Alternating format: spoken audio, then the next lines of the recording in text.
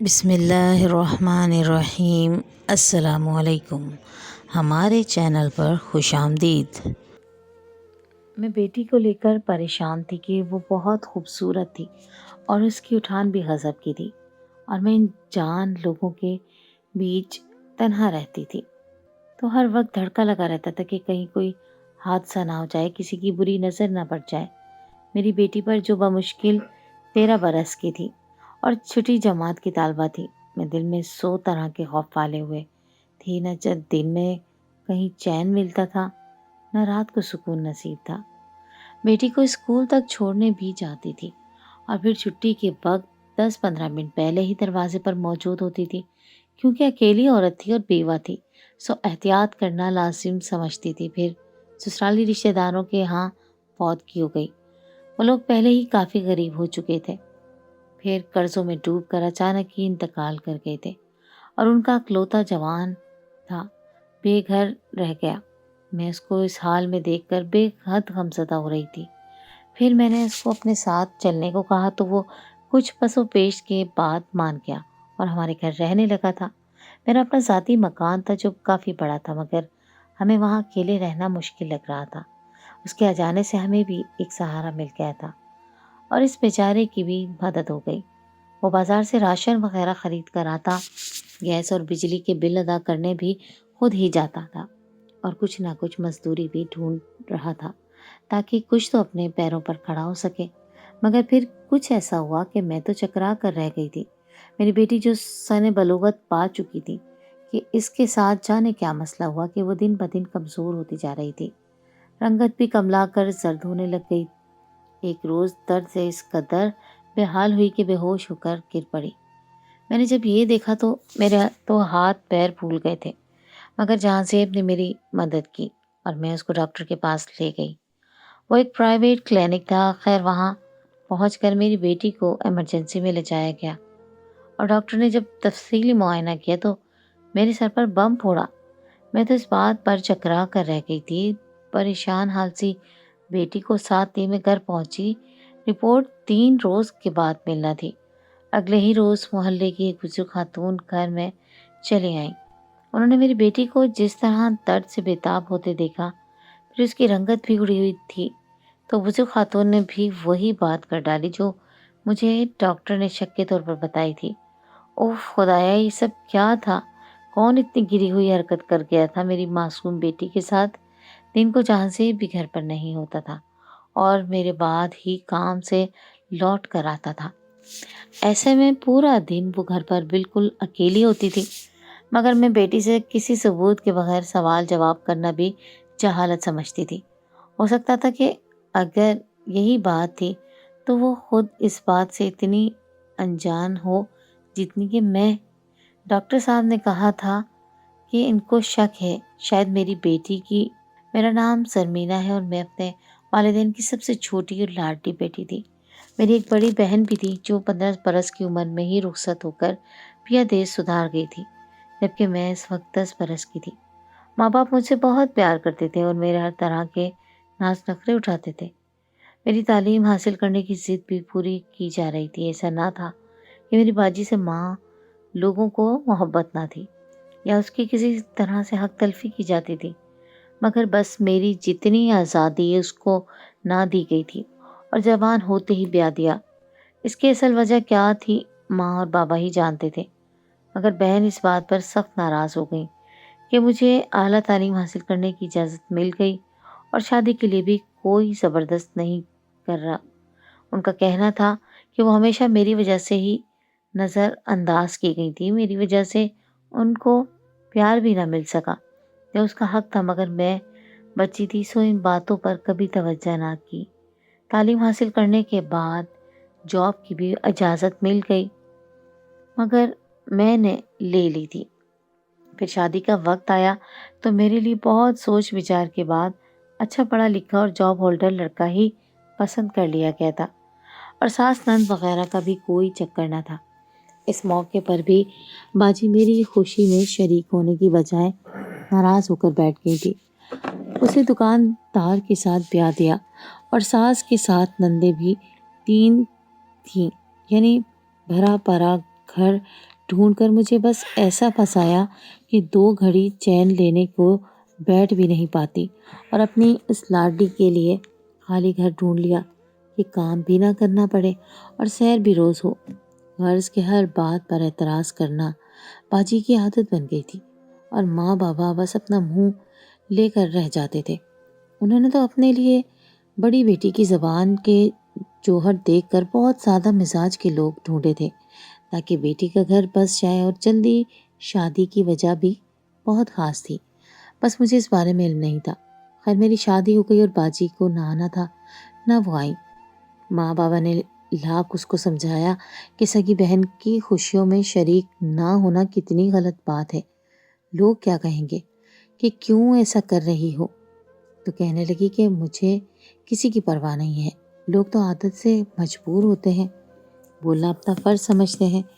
میں بیاہ کر اپنے سسرال پہنچی تو دل میں ڈھیر سارے خدشات تھے، مگر وقت کے ساتھ ساتھ سب ٹھیک ہو گیا تھا۔ میرا شوہر واقعی بے حد سلجھا ہوا اور قدردان شخص تھا۔ گھر کے ہم 2 ہی فرد تھے اور دونوں جاب بھی کرتے تھے، سو دن کے تیسرے پہر جب گھر لوٹتے تو گھر کا کام بھی مل کر ہی کر لیا کرتے تھے۔ گھر کافی بڑا تھا، سو گھر کی صفائی ستھرائی ہم چھٹی کے روز کرتے تھے۔ 2 ماہ بعد باجی میرے گھر چلی آئی تھی تو میں باجی سے مل کر بہت خوش ہوئی تھی۔ پھر باجی نے مجھے گھر کو بچانے کے مفید مشورے دینا شروع کر دیے۔ میں نے چپکے سے ماں کو سب بتا دیا تھا اور مشورہ لیا کہ کیا مجھے یہ سب کرنا چاہیے، تو ماں نے مجھے سختی سے منع کیا کہ بہن کی کسی بات پر دھیان مت دینا، بس اس کی ہاں میں ہاں ملاتی رہا کرو۔ میں نے ماں کی یہ بات پلو سے باندھ لی تھی۔ مجھے پہلے ہی باجی کی یہ بات عجیب لگتی تھی کہ مجھے 1 یا 2 سال تک اپنے آپ کو بچوں کی جھنجھٹ سے بچا کر رکھنا ہے، اس طرح میں شوہر کو بھی وقت دے پاؤں گی اور گھر کو بھی۔ یہ بات نامناسب سی تھی۔ سب سے پہلے تو اللہ کے کاموں میں دخل اندازی نہیں کرنی چاہیے کہ اس نے جس کا دنیا میں آنا طے کیا ہے وہ ویسا ہی رہے تو بہتر ہے، ورنہ اللہ تعالیٰ ناراض ہو جاتے ہیں، اور جب رب راضی نہ رہے تو پھر شوہر کو راضی رکھنا بھی دوبر ہو جاتا ہے۔ ہاں یہ الگ بات ہے کہ جب ایک بچے کو پورا وقت دینا چاہیے، اوپر تلے کے بچوں میں ماں کی صحت بھی خراب ہو جاتی ہے، اور بچوں کو ایک ساتھ سنبھالنا، ان کی تربیت کرنا اور ایک ایک حرکت پر نظر رکھنا بھی ممکن نہیں رہتا۔ سو بچوں کی پیدائش کے دوران کم سے کم 3 سال کا فرق لازمی ہونا چاہیے۔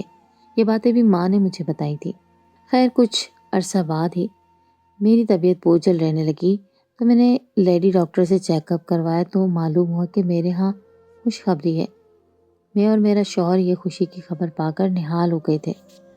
ماں بابا کو علم ہوا تو وہ بھی خوش ہو گئے اور مجھے ڈھیروں دعائیں دینے لگے تھے، مگر جب باجی کو پتہ چلا تو وہ دوڑی چلی آئی اور کہنے لگی کہ تم نے میری بات نہیں مانی، بہت غلط ہوا، ابھی بھی وقت ہے، تم چپکے سے میرے ساتھ چلو، مجھے ایک ڈاکٹر کا علم ہے، وہ سب کر دیتی ہے، پیسے لے کر تمہارا کام بھی کر دے گی۔ میں نے کہا کہ باجی ابھی تو جانے دے، میں آرام کی گھر سے 3 چھٹیاں لے کر گھر رکی ہوں اور کل آخری دن ہے، پھر مجھے واپس جاب پر جانا ہے اور بار بار چھٹی نہیں ملتی۔ یہ سن کر باجی برے برے منہ بناتی اٹھ کھڑی ہوئی تھی۔ ان کے جانے کے بعد میں نے سکھ کا سانس دیا اور مطمئن ہو گئی، مگر یہ کیا، تو روز ہی گزرے تھے کہ وہ پھر سے حاضر ہو چکی تھی اور کہہ رہی تھی کہ میں نے سوچا تم تو جان نہیں سکتی ہو تو یہ دوا لا دو، اس سے بھی کام ہو جائے گا اور کسی کو اندازہ بھی نہیں ہو پائے گا، تم باقاعدہ سے 1 ہفتہ یہ دوا پی لو۔ میں نے باجی کے ہاں میں ہاں ملاتے وہ دوا تمام دی تھی۔ وہ تو پہلی خوراک خود دینے پر مصر تھی، مگر میں نے 100 بہانے کر کے انہیں ٹال دیا تھا اور ان کے جاتے ہی وہ دوا باتھ روم میں بہا دی، مگر یہ کیا، 3-4 روز میں واقعی میری طبیعت خراب ہو گئی تھی اور ڈاکٹر کا کہنا تھا کہ کمزوری کے باعث یہ سب ہوا ہے، میں اپنی خوراک پر خاص توجہ کروں۔ میرا تو رو رو کر برا حال ہو گیا تھا۔ میں جاب پر 7 گھنٹے کے دوران کچھ نہیں کھاتی تھی، یہ غلطی مجھے مہنگی پڑی تھی، اور میں نے باقاعدہ ہر 2 گھنٹے کے بعد زیادہ نہیں تو کوئی پھل یا جوس لینا شروع کر دیا تھا تاکہ دوبارہ یہ مسئلہ نہ ہو۔ گھر پر بھی کھانا پینا اچھا رکھا، بازاریہ معدہ خراب کرنے والی چیزوں کو چھوڑ دیا تھا۔ میں اپنے شوہر سے بھی شرمندہ تھی کہ ان کی خوشی اور امانت کا خیال نہ رکھ سکی تھی۔ اس سب میں کوئی خوش نہ تھا۔ وہ تو باجی تھی، ان کو لگ رہا تھا کہ میں نے ان کی ہدایت پر عمل درآمد کیا ہے، اسی لیے یہ سب ہو گیا تھا۔ ماں کو یہ بات معلوم نہ تھی کہ باجی نے مجھے کوئی دوا لا کر دی ہے، مگر پھر بھی ماں نے کہا کہ اللہ تمہیں جلد خوشی سے نوازے گا انشاءاللہ، مگر تم سب کو یہ بات مت بتانا، جانے کس کی بری نظر پڑ جائے۔ کچھ لوگ دوسروں کی خوشیوں سے جلتے ہیں اور باقاعدہ جتن کرتے ہیں کہ یہ خوشی اگلے سے چھن جائے۔ میں نے افسوس سے سر ہلا دیا تھا اور سوچنے لگی تھی کہ باجی بھی انہی بدخواہ لوگوں میں سے ہے جو مجھے خوش نہیں دیکھنا چاہتی۔ میں نے ان کا کیا بگاڑا تھا؟ وہ خود ہی مجھ سے بلا وجہ کا بیر پالے ہوئے تھی۔ اب میں نے باجی سے اپنی خوشی چھپا کر رکھنے کا سوچا تھا۔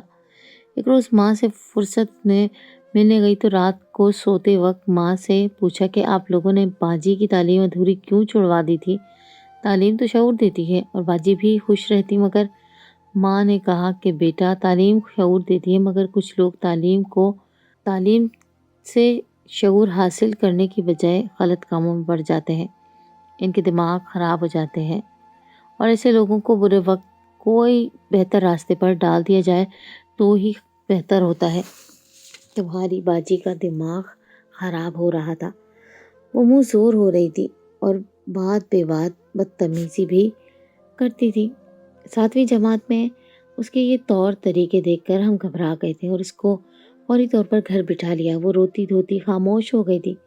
ہم نے سوچا 1 سال کے بعد اس کو دوبارہ اسکول بھیج دیں گے، تب تک اس کا دماغ ٹھکانے پر آ جائے گا، مگر وہ تو گھر پر بھی نہ سدھر رہی تھی، بلکہ تیاری میں تھی کہ کب اسکول جانا شروع ہو تاکہ وہ آدھا دن تو اسکول گھر سے جان چھڑا سکے۔ یہ مزاج دیکھ کر میں نے تمہارے ابا سے کہا کہ اس کی شادی کے علاوہ کوئی راستہ نہیں ہے، اب یہ کہیں منہ زور ہو کر کوئی غلط کام نہ اٹھا لے۔ اور پھر بہت ڈھونڈ ڈھانڈ کر 2 سال کے بعد اس کی بات طے کی اور 3 ماہ کے اندر اندر شادی کر دی۔ اس نے بہت واویلا کیا تھا، مگر ہم نے بھی دل مضبوط کر لیے تھے۔ یہ سب ہم اسی کے بھلے کے لیے کر رہے تھے۔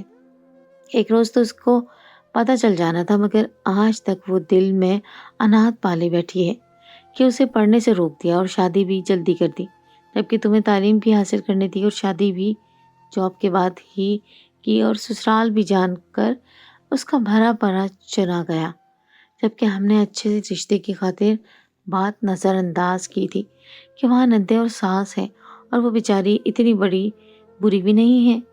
بس اس کو شوہر نے گھر کے کام کاج سنبھال لینے کو کہا ہے اور سختی سے کہا ہے کہ کبھی کام میں سستی مت کرنا، باقی سب برداشت کر لوں گا، تو یہ ہر وقت ہم سے متنفر ہوتی رہتی ہے۔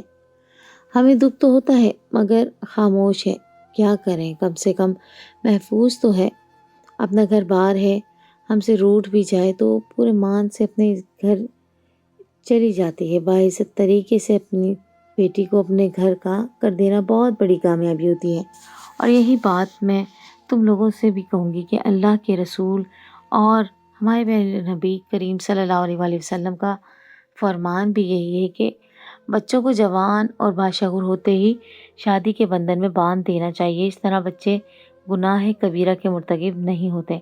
ہاں تعلیم بھی ضروری ہے، مگر اب دور ایسا ہے کہ تعلیم کے حصول کے چکر میں ہم جوان بچوں کی تربیت بھی کرنے میں ناکام رہے اور پھر اسکولوں کالجوں میں بھیج کر بچوں سے غافل ہو جاتے ہیں، جس سے معاشرے میں برائی بڑھتی جا رہی ہے، اور ہر وہ والدین جن کے بچے ایک بار بھی بہک کر یہ گناہ کر گئے ہیں، ان کے گناہ کا برابر جواب والدین سے ہی ہوگا۔ مگر اب تمہاری باجی نے بچوں کو شتر بے مہار کی طرح چھوڑ رکھا ہے، نہ کچھ کہتی ہیں نہ کسی کا کہا سنا مانتی ہیں۔ خدا ہی ان بچوں کو ہدایت دے۔ باپ تو بیچارہ دن بھر دکان پر بیٹھتا ہے اور تھکا ہارا رات کو دیر سے گھر لوٹ کر آتا ہے۔ اس بیچارے کو کیا پتا کہ ماں نے کیسے بگاڑ کر رکھا ہوا ہے بچوں کو۔ بس بناوٹی کر دیتے ہیں کہ بڑے سلجھے ہوئے اور اچھی طبیعت کے بچے ہیں، مگر مجھے اچھی طرح پتا ہے کہ یہ بچے بہت بد فطرت ہیں۔ خدا کی پناہ ماں بولتی جا رہی تھی اور میں یہ سوچ رہی تھی کہ اس سب میں میری کیا غلطی ہے۔ خود ہی بغاوت پال رہی تھی اور والدین نے راہ راست پر لانے کے لیے اچھے قدر دان لوگوں سے شادی کر دی۔ جہاں لاکھ بولتی رہے ماں بہن ایسی ہیں جو بیٹے کے سامنے منہ سے بھاپ بھی نہیں نکالتی کہ کیسے ذلیل کرتی ہے تمہاری بیوی، پھر بھی اتنا زہر پال رکھا ہے کہ میرا گھر توڑنے کی کوشش کر رہی ہیں۔ اگلے روز میں واپس گھر لوٹ آئی۔ اب میں باجی کو اتنے لگاؤ سے نہیں ملتی تھی، اور وہ بھی جیسے اپنے مقصد میں کامیاب ہو کر پرسکون سی ہو گئی تھی۔ میں نے اپنے شوہر کے ساتھ اپنے تعلقات کو بھی چھپا لیا اور ہر وقت اداس میں بہن کی منافقت پر رہتی تھی جو مجھ سے چھوٹی محبت جتاتی تھی۔ وہ میرا یہ اداس رہنا دیکھ کر شاید کچھ اور ہی سمجھ گئی تھی۔ خیر، مجھے کچھ عرصے میں دوبارہ اللہ نے خوشی سے نوازا تو میں نے شوہر سے بھی صاف کہا کہ میں کسی کو اس بارے میں نہیں بتانا چاہتی، سو وہ بھی بے خبر اپنے تک رکھیں۔ انہوں نے حیران ہو کر پوچھا کہ ایسا کیوں سوچتی ہو، مگر میں نے بہانہ بنایا کہ بس جب اللہ دے گا تو سب کو پتہ چل جائے گا، ابھی اس بات کو مخفی ہی رہنا چاہیے۔ سو وہ خاموش ہو گئے تھے۔ خدا کر کے میرے 9 مہینے پورے ہو گئے اور ایک روز گول مٹول پیاری سی بیٹی ہمارے آنگن میں رونق بن کر آ گئی۔ باجی کی اپنی طبیعت خراب ہونے کے باعث وہ شروع میں آتی رہی تھی، مگر پھر وہ 5 ماہ تک گھروں سے نکل ہی نہ پائیں۔ انہیں موروں کا مسئلہ ہو رہا تھا اور ڈاکٹر کے مطابق ابھی اگر وہ مکمل طور پر ریسٹ نہیں کرتی تو اپاہج ہو سکتی ہیں۔ یہ سن کر باجی نے مکمل پورے 6 ماہ ریسٹ کیا تھا اور شکر ہے کہ صحت یاب ہو گئی تھی، مگر میرے ہاں چکر لگایا تو حیران رہ گئی کہ بچی کہاں سے کہاں آ گئی ہے۔ میں نے خوشی سے بتایا کہ یہ میری بیٹی ہے، آپ کی طبیعت خرابی کے باعث میں نے آپ کو نہ بتایا۔ میں نے سوچا جب خالہ ٹھیک ہو جائیں گی تو آ کر مل لیں گی، یا میں خود ہی اگلے ہفتے آپ کے پاس ملنے آ جاتی تو آپ کو چل جاتا پتہ کہ آپ خالہ بن گئی ہیں۔ باجی نے میری بات پر بد مزاح ہوتے ہوئے سر جھٹکا اور بھانجی کو گود میں لے کر اس کے نکوش پر تبصرہ کرنے لگی کہ ناک ٹیڑھی سی ہے، آنکھیں کچھ زیادہ ہی ابری ہوئی ہیں، رنگ بھی گورا نہیں کرتا ہے، بس یعنی خوش کے بجائے جان بوجھ کر مجھے ضد کر رہی تھی۔ خیر، اسی طرح اچھا برا وقت گزر گیا۔ پہلے ماں اور پھر بابا کا بھی انتقال ہو گیا تھا اور میں بالکل تنہا رہ گئی تھی۔ اب تو بس یہی ایک قریبی ترین رشتہ بچا تھا میرے پاس اپنے شوہر کے علاوہ، یعنی باجی جو مرضی ہو تو میل جول رکھتی تھی اور دل نہ ہو تو مہینوں بات تک نہ کرتی اور میں دل محسوس کر رہ جاتی تھی۔ پھر وقت مزید گزرا تو میرے دکھ سکھ کا ساتھی میرے شوہر اچانک ہی ہمیں چھوڑ کر چل بسے۔ میں یہ سب سہ کر بھی بیٹی کو دیکھ دیکھ کر جیتی ہوں، مگر یوں اکیلے ہونے کے بعد میں نے دنیا کو بھی واضح طور پر رنگ بدلتے دیکھا تھا۔ بد نظر اور بد فطرت لوگ مجھ پر، میری معصوم 11 سال کی بیٹی پر خالیج نظر رکھنے لگے تھے، جس سے میں بہت خوفزدہ رہنے لگی تھی۔ ہر آنکھ میں برائی دکھائی دیتی تھی۔ میرے بہنوئی پھر بھی اکثر باہر چکر لگا لیا کرتے تھے تاکہ ارد گرد والوں کو یہ بات سمجھ آئے کہ میں لاوارث نہیں ہوں۔ وہ خود کو میرا بھائی کہہ کر متعارف کرواتے تھے، مگر پھر بھی روز بلا ناغہ وہ بھی نہیں آ سکتے تھے اور مجھے خود سے زیادہ اپنی بیٹی کی فکر ستاتی تھی۔ دن رات کی نیندیں اڑ چکی تھی۔ چوپر جاتے ہوئے بیٹی کو خود اسکول پہنچا کر ہی جاتی تھی اور چھٹی کے وقت خود ہی جا کر اسے اسکول سے لے کر گھر چھوڑتی اور پھر دوبارہ الٹے پیر ڈیوٹی پر پہنچتی تھی۔ گھن چکر بن کر رہ گئی تھی، مگر پھر بھی رات کو تھکی ہوئی سو نہیں پاتی تھی۔ لگتا تھا بلی بھی آ جاتی تو یوں لگتا کہ گھر میں کوئی گھس آیا ہے، اور میں بھاگ کر کمرے سے باہر نکلتی اور پورا گھر چھان مارتی، مگر کچھ نہ ہوتا تھا۔ دن بدن صحت گرتی جا رہی تھی، اگلے آنکھوں کے گرد ہلکے ہوتے جا رہے تھے اور بے چینی بھی مکمل چین نہ لینے دیتی تھی۔ مجھے رہ رہ کر شوہر کے جانے سے پیدا ہونے والے مسائل ہلا رہے تھے، مگر خدا کی کرنی کو کون ٹال سکتا ہے؟ اور بیوگی کا عالم تو حضور اکرم صلی اللہ علیہ وسلم نے کئی بار بیان فرمایا کہ بہت بڑا غم ہے، اور جو اس پر صبر کر لے اور اس کی خاطر اولاد دوبارہ شادی کی خواہش بھی دل میں نہ لائے تو وہ بنا حساب کی جنت میں داخل کر دی جائے گی۔ اتنا بڑا مرتبہ دینے کی وجہ یہی تھی جو حالات دیکھ رہی تھی، یہ انگاروں پر چلنے کے مترادف ہے۔ خیر اسی طرح وقت گزرتا گیا اور بیٹی 13 برس کی ہو گئی تھی اور حسن بھی غضب ڈھاتا ہوا تھا۔ پھر مجھے شوہر کے دور کے ماموں ممالک کی فوتگی پر جانا تھا، تو ان کے جوان سارا بیٹے کو یوں بے گھر ہوتے دیکھا تھا۔ ماں باپ قرضوں میں ڈوب کر دنیا سے چلے گئے اور بیٹے نے ہر چیز بیچ کر والدین کو تو آزاد کروا دیا، مگر خود سڑک پر آ گئے تھے۔ جنازے تک کے لیے کچھ نہ بچا تھا۔ پاس پڑوس والوں نے مل کر سارا خرچہ اٹھایا اور پھر فوراً اپنے گھروں کو لوٹ گئے۔ میں بھی گھر کے لیے روانہ ہو رہی تھی کہ اس لڑکے کے یوں بے گھر اور بے سہارا کھڑا دیکھ کر مجھے خیال آیا کہ کیوں نہ اس بے سہارا اور بے آسرا اور یتیم کو اپنے ساتھ لے جاؤں اور گھر پر رکھ لوں۔ اس طرح مجھے بھی تحفظ کا احساس ہوگا اور اس کی بیوی بھی مدد ہو جائے گی۔ سوچتے ہوئے میں نے اس لڑکے کو جب یہی بات کہی تو نم آنکھوں سے سر جھکا کر بولا کہ نہیں، میں ٹھیک ہوں شکریہ، مگر میں نے اس سے ساتھ ضد کی کہ مجھے بھی کسی قسم کی ضرورت ہے، تم پر احسان نہیں کر رہی، بس ایک دوسرے کی مدد کرنے کو کہہ رہی ہوں۔ وہ بیچارہ بہت سلجھا ہوا اور خود شکل بچہ تھا۔ میں نے بہت مشکل سے اس کو راضی کیا اور گھر لے آئی۔ اس کے آنے سے مجھے وقتاً فوقتاً بہت تسلی ہوئی تھی۔ وہ دن بھر کے کام ڈھونڈنا میں لگاتا رہنا اور شام کو میرے گھر لوٹ آتا تھا۔ میری جس قدر بھی اچھی طبیعت تھی کہ میری غیر موجودگی میں وہ کبھی گھر میں داخل نہ ہوا ہوتا، مگر باجی کو اس بات پر بھی اعتراض تھا۔ ان کا کہنا تھا کہ اگر اکیلے نہیں رہنا چاہتی تھی تو مجھے بتاتی، میں عامر کو بھیج دیتی، وہ تمہارے پاس ٹھہر جاتا۔ یوں بیٹی جوان ہو کر رہی ہے اور کسی انجان اور غیر کو گھر میں گھسا لیا تم نے۔ جو میں نے کہا کہ بس اب تو جو ہو گیا سو ہو گیا اور یہ خیر نہیں ہے۔ میرے شوہر کو بھی ان پر پورا بھروسہ تھا اور ان کا شوہر، ان کے رشتہ دار، یہ سب سن کر باجی پھر سے ناراض ہو گئی۔ چند ماہ بعد ہی مجھے ڈاکٹر نے اور محلے کی خاتون بزرگ نے کہا کہ میری بیٹی امید سے ہے، کیونکہ اس کی درد کی وجہ سے حالت خیر ہو رہی تھی۔ میں نے گھبرا کر جہازیب کو پکڑ لیا اور اس کو دل کو کہا کہ اگر میری بیٹی کے ساتھ تمہاری وجہ سے کچھ غلط ہوا تو تمہیں کبھی معاف نہیں کروں گا۔ یہ کہہ کر میں کمرہ عدالت سے نکل گیا۔ وہاں پر بیٹی نے سب سن لیا تھا تو اس نے مجھے بتایا کہ میرے پیچھے 2-3 بار عامر آیا تھا اور وہ اس کے ساتھ بدتمیزی بھی کرنے لگ گیا ہے۔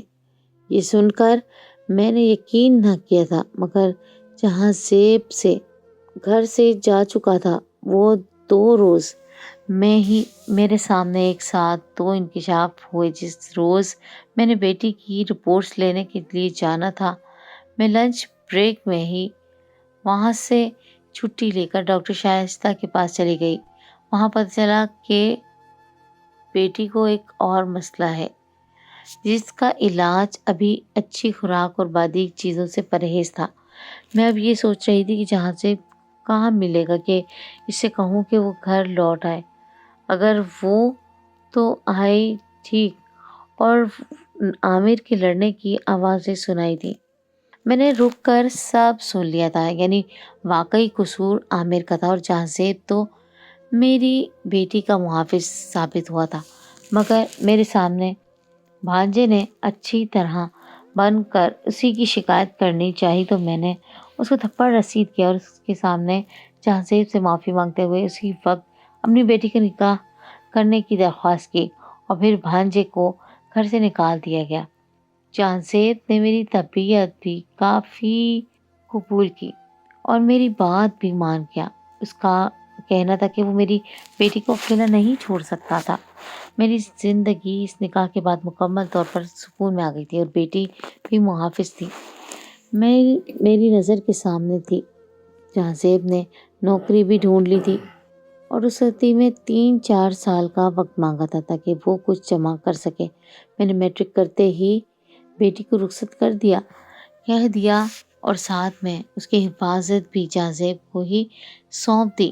اب ایک مضبوط رشتہ میں بند کر وہ باقاعدہ اعتماد ہو چکا تھا اور باقاعدہ اپنے ہونے والی بیوی کی حفاظت کرنے کے لیے میں نے یہ بتانا شروع کیا، سب کو بتایا تھا کہ وہ اپنی بیٹوں کو سیدھی راہ پر لے آئے۔ بیٹی کی انہوں نے اپنی بہن کے گھر شادی کی بات کر دی ہے اور بڑے بیٹے کو بیرون ملک بھیج دیا، جہاں قانون بھی سخت ہوتے ہیں۔